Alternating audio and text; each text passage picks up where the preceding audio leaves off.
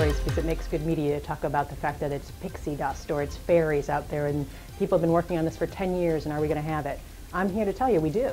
I mean, BP has been investing in this because we know we have a technology, a proprietary technology to move this industry forward.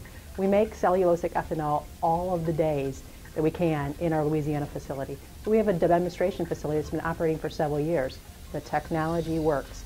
We have 110 scientists sitting in San Diego on a lab bench that have been creating the technology, advancing the technology every day, making cellulosic biofuels that are feasible and bringing the cost structures down. So over time, we'll have an industry that can compete head-on with fossil fuel. With RFS being continually under attack and people having questions around it, this instability and questioning really creates some turbulence for us in the industry.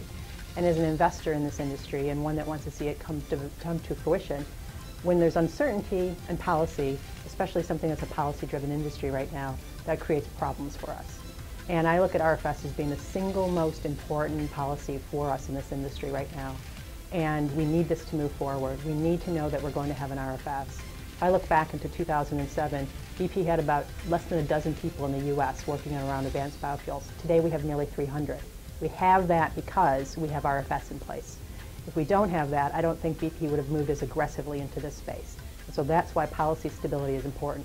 And it's showing in the fact that we're creating jobs. We've created jobs at the start of this industry, and what we can do as we put facilities up is create tremendous amount of job growth in this U.S., and that's what we need for this economy. We also need domestic energy sources. We need an all-of-the-above strategy, and RFS lets that happen. It lets us open up a new world, and that's why we need to have that kind of stability going forward. We're going to see steel going on the ground, and those critics are going to have to kind of eat a little crow and say, actually they are building these things, and when the first gallons start coming out, okay, it does actually work. And I think the aha is going to be more like, aha, see, we told you so. I think that's really, really important for the industry, and we are right on the cusp of that. There's multiple players like ourselves who are building a farm in Florida right now. We've got 3,500 acres constructed. We are planting out our acreage. We're building further. We hope to break ground on the commercial facility at the end of this year.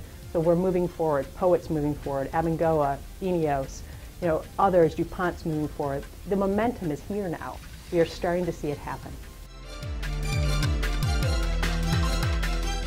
You'll see partnerships over the next 5 years forming, and you'll start to see the scale of the industry starting to grow. So we're building a 36 million gallon facility in our current construct in Florida. Our next facility will look to be double the size of that. As we look to grow beyond that, we'll be looking to see how far can we take that capacity up. So you're going to start to see an industry growing with really strong players that have that capability set and bigger facilities going forward. It's quite an endeavor to make this happen.